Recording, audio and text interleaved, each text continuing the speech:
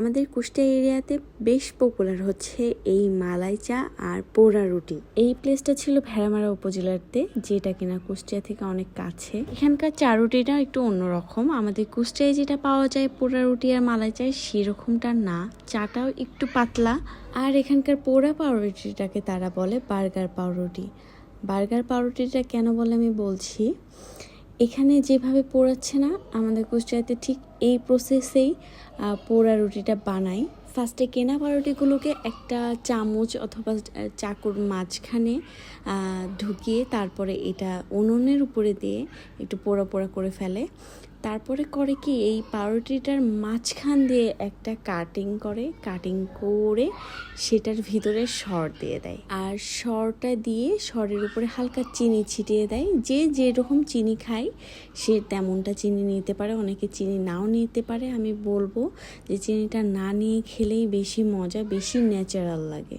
কারণ এখানে যে দুধের সরটা ব্যবহার করে, যে দুধটা ব্যবহার করে, সেটা অনেক জ্বালানো থাকে এবং মিষ্টি থাকে।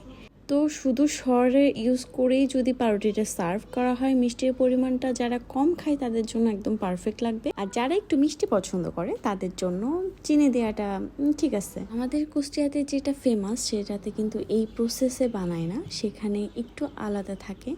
সেটার মাঝখানে কোনো সর যায় না, জাস্ট পোড়ায় উপরে একটা হালকা সরের ছিটা আর হচ্ছে চিনির ছিটা দিয়ে দেয়, একটু ঘন দুধ দিয়ে ভিজিয়ে দেয়।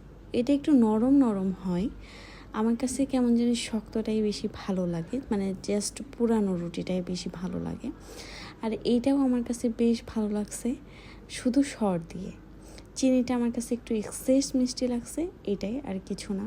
কারণ আমি মিষ্টি কম পছন্দ করি। যেহেতু আমরা অনেকগুলো অর্ডার করছিলাম, তাই সে আমাদেরকে এভাবে মেক করে পলিতে দিয়ে দেয়। এখানে প্রায় 6-7টা মতো পিস ছিল। এটা দেখতে কিন্তু অনেক জোস লাগে, দেখে মনে হয় যে কোনো একটা আইসক্রিম হয়তো বা কোনো কিছু। তো আমরা হচ্ছে সবাই মিলে ট্রেন স্টেশনের পাশে বসে আড্ডা দিচ্ছিলাম আর খাচ্ছিলাম। প্লেসটা অনেক জোস, যে কোনো আড্ডাবাজিদের জন্য একটা পারফেক্ট প্লেস। কারণ এই টি স্টলটা ট্রেন লাইনে যে প্ল্যাটফর্ম আছে একদম সেটার সাথে।